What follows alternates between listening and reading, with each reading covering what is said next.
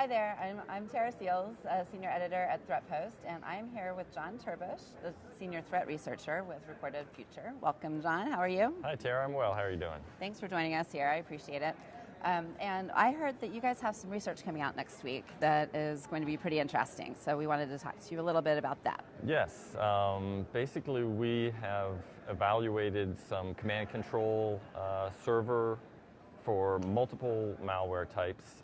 We focused on three, Extreme Rat and Emotet and Zero Access, and we've examined NetFlow data, metadata from network traffic to determine first the connections between the various malicious servers, but also more specifically we're looking at who are they connecting to.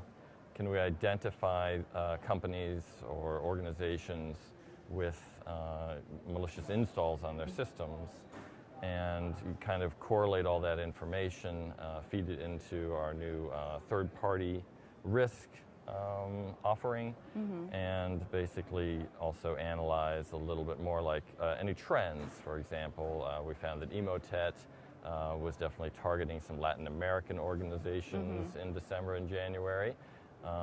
And just pull out some little nuggets of information like that we can share with our clients. Got it. Well, in terms of some of the more prevalent rats that you found, because I know I had scanned the research and it looked as though you kind of narrowed it down to a few different threats that are more active than others. Is there anything that leaps out there that's worth mentioning? Definitely found that there were some of the rats that, and Emotet is not a rat specifically, but it's a very prevalent malware, and we included that in our analysis. But Extreme Rat, for example, is a commodity rat, and we see that with a lot of different actors are going to be using that. So it's attribution's a problem there, but we can definitely look at who the targets are, who's getting phished, who's getting delivered this malware, and what, if anything, that means.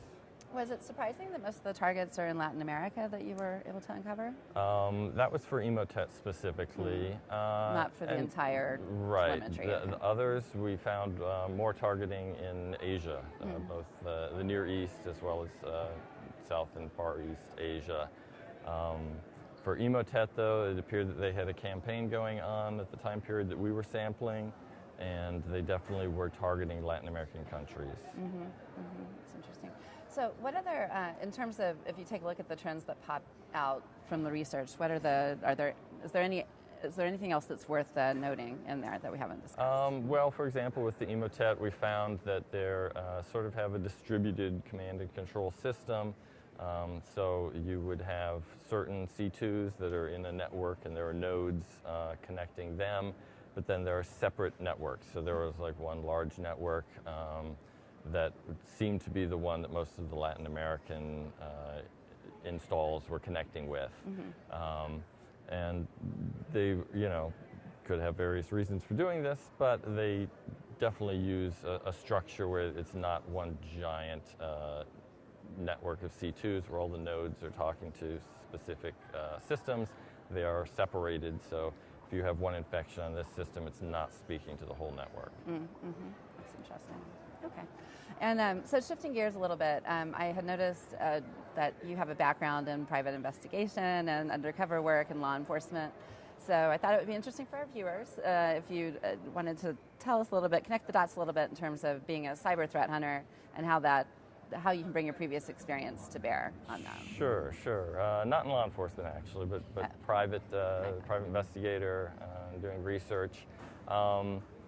Honestly, there's a lot of the same things that you do as an investigator in the physical world, right? Doing surveillance or going and speaking to witnesses and collecting information that you also are going to do as a cyber investigator or researcher.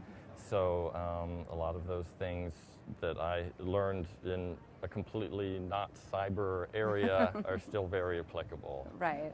Crime is crime, I suppose. Crime is crime. Criminals are trying to make money. They're trying to do it as efficiently and easily as possible without creating problems for themselves.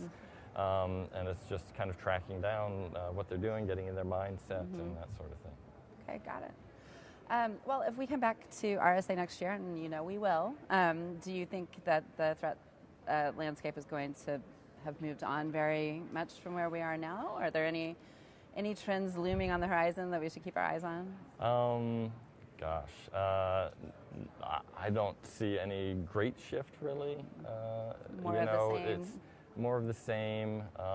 We're seeing a bit less ransomware now than I think we have some in the past. It's still very prevalent. You're going to have various threat actors that are still either trying to make money or trying to collect that information, that intelligence, or cause problems to their perceived enemies, and that's not changing anytime soon. Right. Okay, well, we'll leave it there, John. Thank you so much for your time. I appreciate it. Thank you for joining us at Threatpost. Again, I'm Tara Seals with Threatpost, and this is John TerBush with Record the Future. Thank you, John. Thank you very much.